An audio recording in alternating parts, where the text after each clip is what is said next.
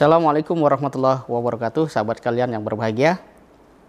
Kita terus menerus dituntut untuk memberikan respon terbaik, tepat dan relevan dengan segala macam perkembangan, terutama di sektor teknologi dan informasi.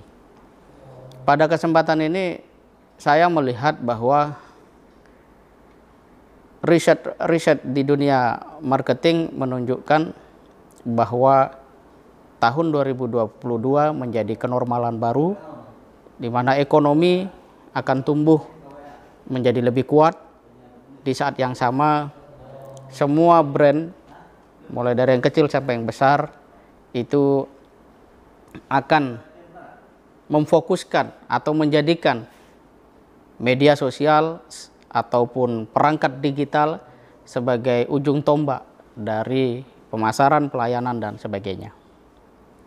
Dan kita temukan, kalau coba buka-buka di internet, beberapa orang dengan kemampuannya yang konsisten telah menjadi miliarder ya, dengan bekerja hanya dari rumah dan memanfaatkan platform digital secara maksimal.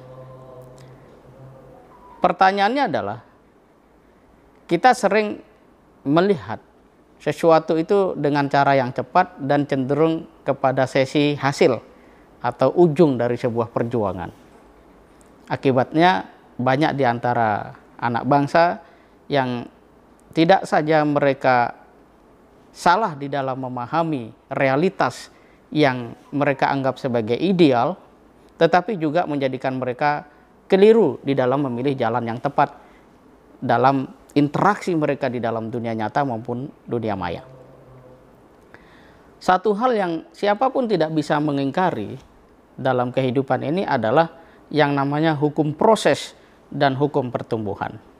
Mereka yang sukses dengan usaha-usahanya melalui media sosial menjadi seorang miliarder adalah mereka yang memiliki bacaan, kemudian pilihan, dan mereka komitmen serta konsisten di sana.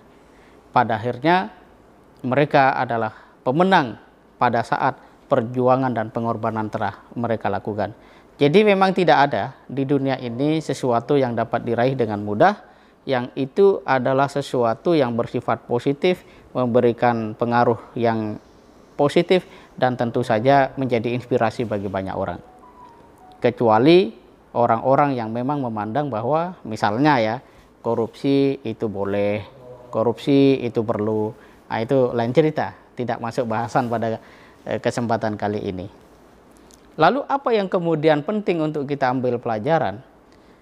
Bahwa dalam setiap bidang kehidupan, mau itu olahraga, katakan Cristiano Ronaldo, maupun seorang pemimpin, katakanlah seperti Utsman, yang kemudian mampu membangun sebuah imperium Daulah Utsmani yang menaklukkan Bizantium keturunannya, adalah orang-orang yang memang sejak awal memiliki bacaan, pilihan, komitmen, dan konsisten. Itulah yang disebut dengan hukum proses dan hukum pertumbuhan. Dalam sebuah buku yang saya baca, This is Marketing, karya Seth Godin, itu dijelaskan bahwa banyak orang itu terpukau dengan keberhasilan perusahaan brand tertentu, yang pada saat ketika mereka mengetahui itu, yang mereka lakukan adalah bagaimana mereka bisa melakukan itu pada proses-proses dan metodenya belaka. Tetapi tidak melihat lebih jauh tentang bagaimana mereka membuat sebuah sistem akar yang kokoh dan dalam. Nah, padahal sebuah pohon yang tinggi itu tidak akan terjadi ketika dia tidak memiliki akar yang dalam dan kokoh.